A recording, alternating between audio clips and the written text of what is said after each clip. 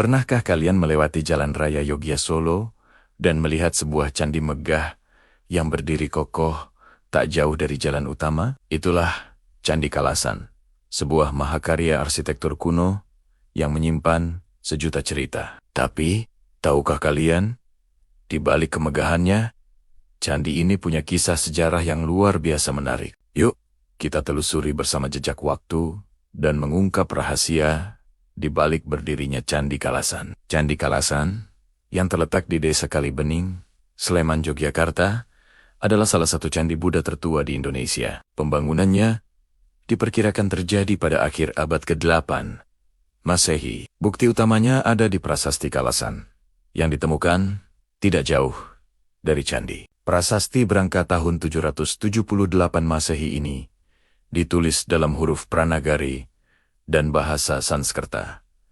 Isinya sungguh mencerahkan. Prasasti ini menyebutkan bahwa para penasihat keagamaan dari keluarga Shailandra berhasil meyakinkan Maharaja Tejapurnama Panangkaran, yang diyakini sebagai Rakai Panangkaran dari Kerajaan Mataram kuno, untuk membangun sebuah bangunan suci. Bangunan suci itu dipersembahkan untuk Dewi Tara, seorang dewi penting dalam ajaran Buddha Mahayana. Tidak hanya itu, di tempat yang sama juga dibangun sebuah vihara atau biara untuk para pendeta Buddha. Jadi, Candi Kalasan ini pada dasarnya adalah perwujudan fisik dari persembahan agung kepada Dewi Tara. Namanya sendiri, Candi Kalasan, diambil dari nama desa tempat prasasti itu ditemukan, yaitu Desa Kalasa. Bangunan ini menjadi bukti nyata adanya hubungan erat antara dinasti Shailendra yang beragama Buddha dengan Raja Mataram kuno.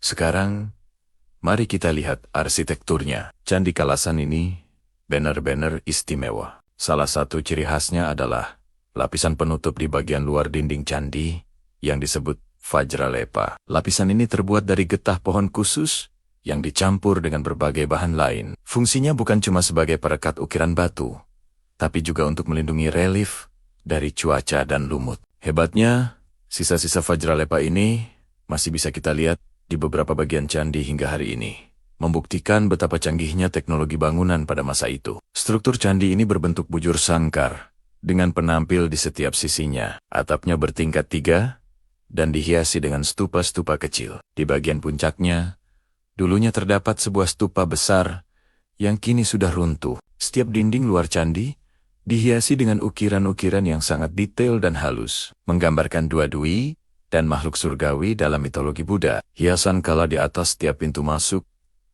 juga menjadi salah satu yang terindah dan paling detail dibandingkan candi-candi lain di Jawa. Candi Kalasan pernah mengalami beberapa kali pemugaran. Salah satunya dilakukan oleh pemerintah Hindia Belanda pada awal abad ke-20.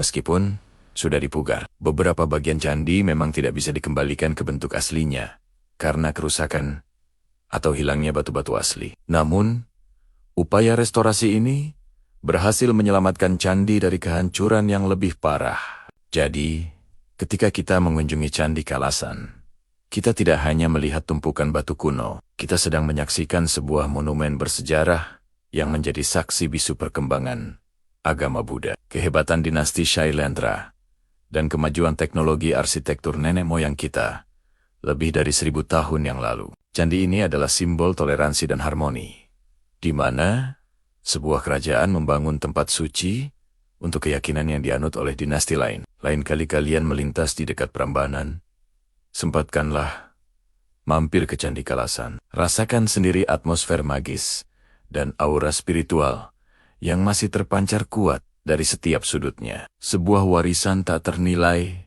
yang harus kita jaga bersama. Terima kasih sudah menonton video ini. Jika kalian suka dengan konten sejarah seperti ini, jangan lupa untuk like, komen, dan subscribe channel ini ya. Sampai jumpa di penjelajahan sejarah berikutnya.